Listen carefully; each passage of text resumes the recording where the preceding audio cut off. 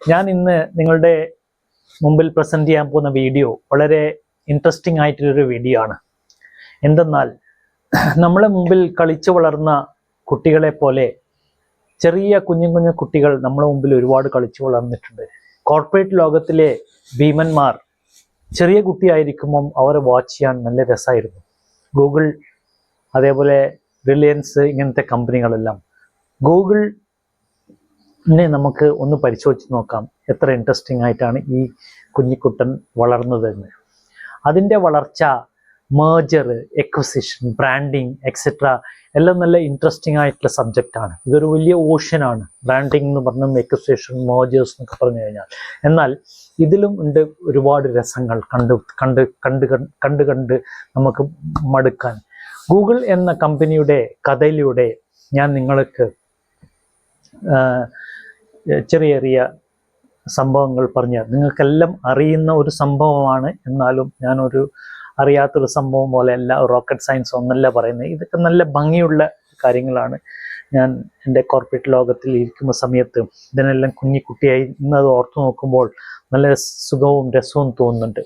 Google മാപ്സിൽ സംസാരിക്കുന്ന വനിത ആരെന്ന് നിങ്ങൾക്കറിയണ്ടേ? നല്ല എവിടെ പോയാലും ആ സ്വീറ്റ് വോയിസ് നിങ്ങളെ പിന്തുടരും. നിങ്ങൾ ആദ്യം തന്നെ ആ മൊബൈലിട്ട് കാർ ഡ്രൈവ് ചെയ്യുമ്പോഴും അല്ലെ ട്രാവൽ ചെയ്യുമ്പം, എവിടെ ഫ്ലൈറ്റ് ഇറങ്ങുമ്പോഴും ഒക്കെ നിങ്ങളുടെ ഉള്ളിൽ ആ സൗണ്ട്, ആ പുതിയ സ്ഥലത്ത് പോകുമ്പോൾ നിങ്ങളെ പരിചിതമായ ഒരു ലേഡി നിങ്ങളുടെ കൂടെ എപ്പോഴും ഉണ്ടാവും. അവരൊക്കെ ഗൂഗിളിലെ ഒരു ടീമാണ്. അതിനെക്കുറിച്ച് ഞാൻ കുറച്ച് മുമ്പോട്ട് എത്തിയിട്ട് പറയാം. ആദ്യം നമ്മൾക്ക് ഗൂഗിളിൻ്റെ ചെറുപ്പകാലം കുറിച്ച്, എങ്ങനെയാണ് അത് വന്നത്, എങ്ങനെയാണ് അത് വളർന്നത്, അതിന് മുമ്പത്തെ പേരെന്തായിരുന്നു. നിങ്ങൾക്ക് ഗസ് ചെയ്യാമോ ഗൂഗിളിൻ്റെ ആദ്യത്തെ പേരെന്താന്ന്? ഗസ് ചെയ്യാമോ? ഗസ് ചെയ്തോളൂ, ഞാൻ പറയാം. അത് രണ്ട് വിദ്യാർത്ഥികൾ സ്റ്റാൻഫോർഡ് യൂണിവേഴ്സിറ്റിയിലേക്കുള്ള PhD പഠിക്കാൻ ചെന്ന രണ്ട് കുട്ടികളാണ് ഈ ഒരു മഹാസംഭവം നമ്മൾ മുമ്പിൽ എത്തിച്ചത്. ഈ ഗൂഗിൾ എന്ന ഒരു ശബ്ദം വളരെ ഭംഗിയായി നമുക്ക് രാവിലെയും വൈകിട്ടും നമ്മൾ നാമം ജപിക്കുന്ന പോലെ, ഭഗവാന്റെ പേരെടുക്കുന്ന പോലെ തന്നെ നമുക്ക് കേൾക്കാൻ പറ്റുന്ന ഒരു ശബ്ദമാണ് ഗൂഗിൾ. ഗൂഗിൾ അടിച്ചു നോക്കൂ, ആ ഗൂഗിളിനോട് ചോദിക്കൂ, ഇങ്ങനെയൊക്കെയായിരുന്നു നമ്മൾ. തിരിച്ച് ഞാൻ പോയിന്റിലേക്ക് വരാം. 1996 ലാറി പേജും സെർഗി ബ്രിന്നും ഈ രണ്ട് കുട്ടികളാണ്, രണ്ട് PhD സ്റ്റുഡൻസ് ആണ് ആദ്യമായി 1996 ബാക്ക്റബ് എന്നൊരു സെർച്ച് എഞ്ചിൻ കമ്പനി വികസിപ്പിച്ചെടുത്തത്. 1996 എല്ലാം ഇപ്പൊ അടുത്ത് നടന്ന പോലെ നമുക്ക് എല്ലാവർക്കും തോന്നുന്നുണ്ട് അല്ലേ? ഈ ജനുവരി 1996 ഈ ഗവേഷണ പദ്ധതി ആരംഭിച്ചു. 1996 ജനുവരിയിൽ ആണ് അവർ ഇത് രണ്ട് വിദ്യാർത്ഥികളും PhD സ്റ്റാൻഫോർഡ് യൂണിവേഴ്സിറ്റിയിൽ അവർ തുടങ്ങിയത്. അങ്ങനെ 1997 സെർച്ച് എഞ്ചിൻ ഔദ്യോഗികമായി അവർ google.com എന്ന പേരിൽ 1997 അത് ആരംഭിച്ചു. 1997 അവർ അടുത്ത സ്റ്റെപ്പിലേക്ക് പോയി. അത് google.com എന്ന പേരിൽ രണ്ടാമത്തെ പേരിലേക്ക് മാറി.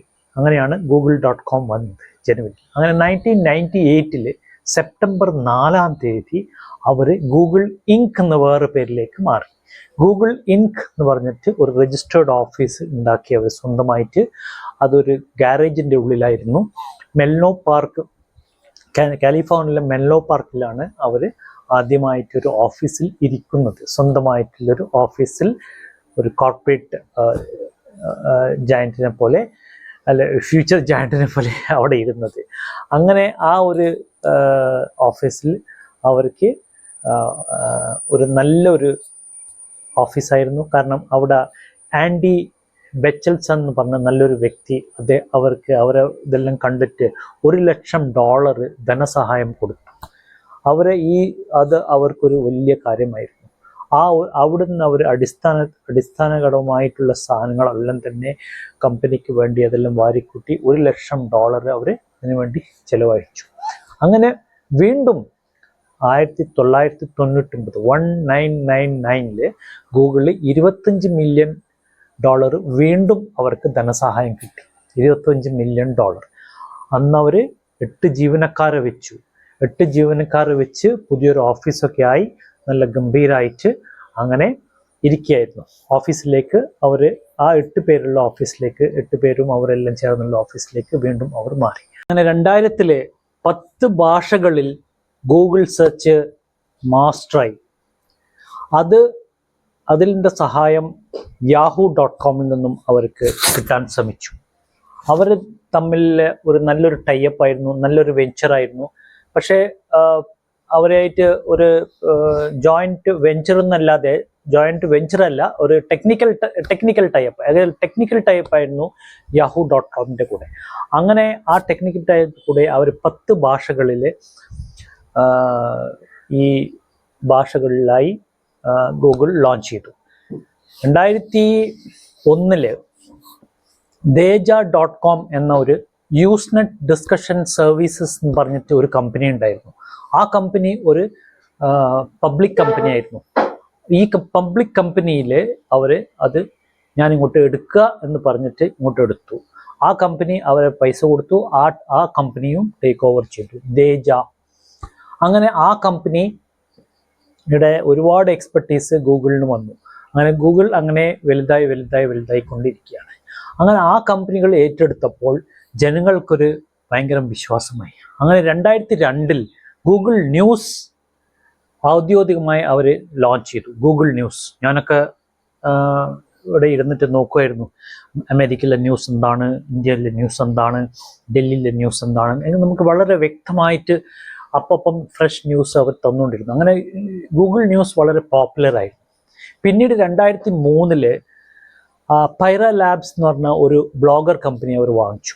ആ പൈറ ലാബ്സിൻ്റെ ടേക്ക് ഓവറോട് കൂടെ അവർ വളരെ നല്ലൊരു സിറ്റുവേഷനിലേക്ക് മാറുകയും 2004 അതാ വരുന്നു Google IPO, initial public offer. ഒരു ഷെയറിന് $85. ഇതായിരുന്നു അന്നത്തെ റേറ്റ്. 2004 അവർ കമ്പനി ഓഫർ ചെയ്ത $85 അവർ ഉദ്ദേശിച്ച ഷെയർ കമ്പനിയുടെ എത്ര വിൽക്കണോ അത് വിറ്റു.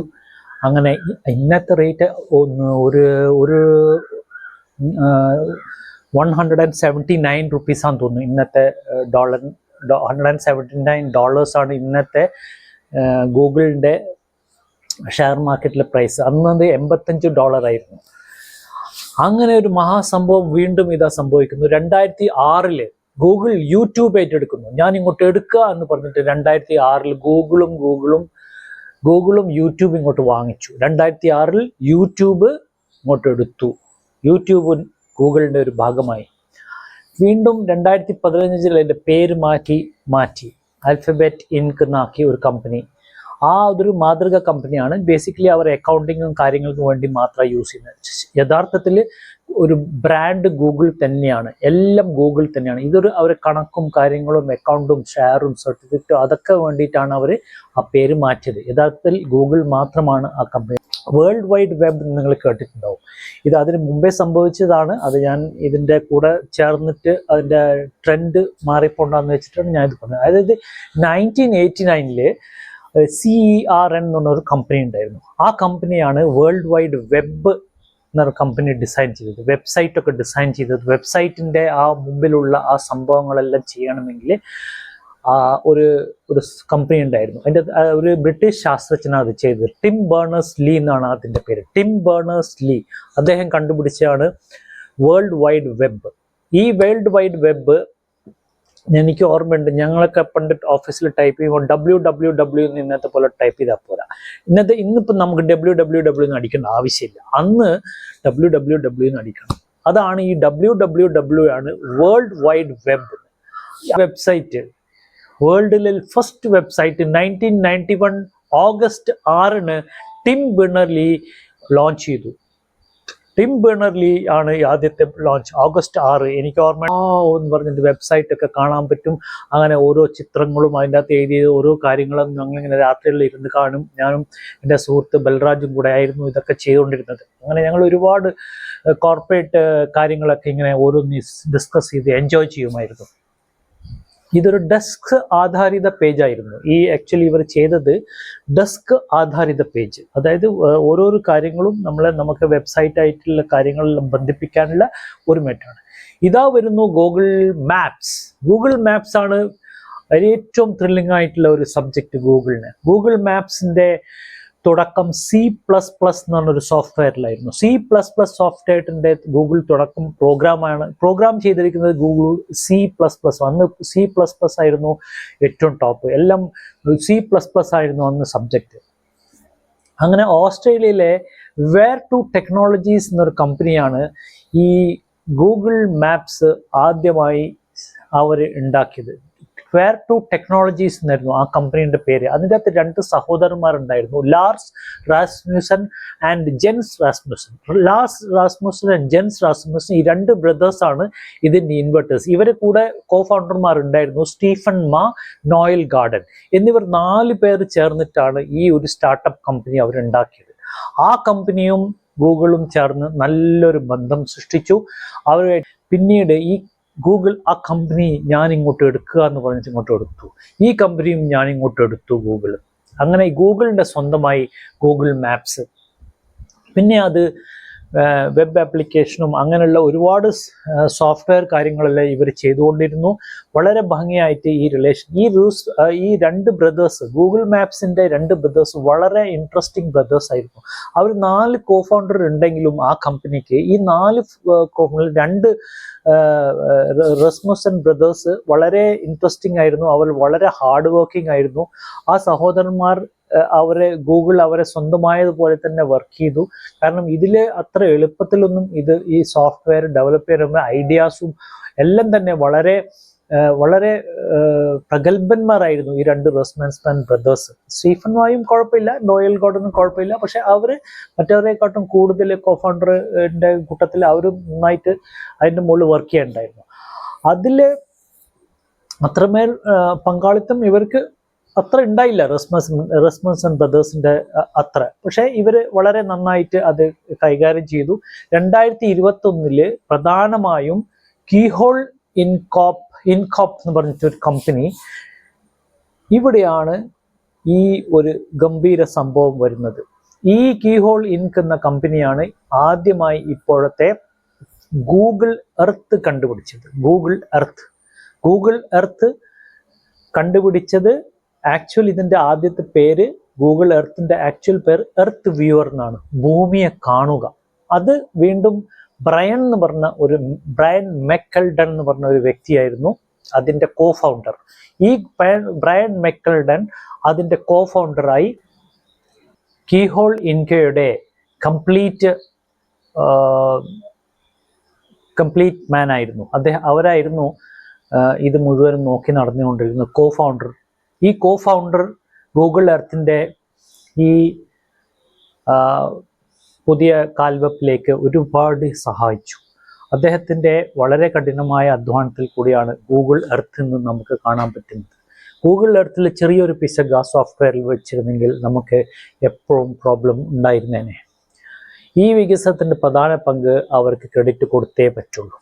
ഗൂഗിൾ എർത്ത് ഇന്ന് നമ്മൾ കാണുന്നത്, അതിൻ്റെ സ്വഭാവം, അതിൻ്റെ വിശ്വാസം, നമുക്കൊരു വിശ്വാസമുണ്ട് അല്ലേ ഗൂഗിൾ എർത്തിൽ. ഈ ഗൂഗിൾ എർത്തിൻ്റെ വിശ്വാസം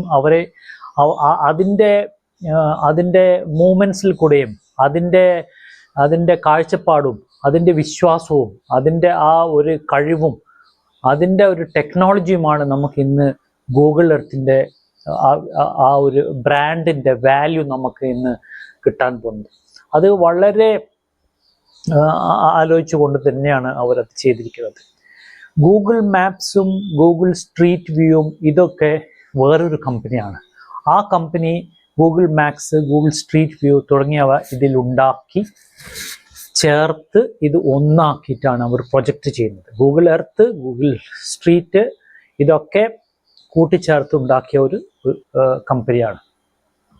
ഇതിൻ്റെ ആദ്യകാല വികസനം കീഹോളിനെയും നമുക്കിത് നമിക്കാതിരിക്കാൻ വയ്യ. കാരണം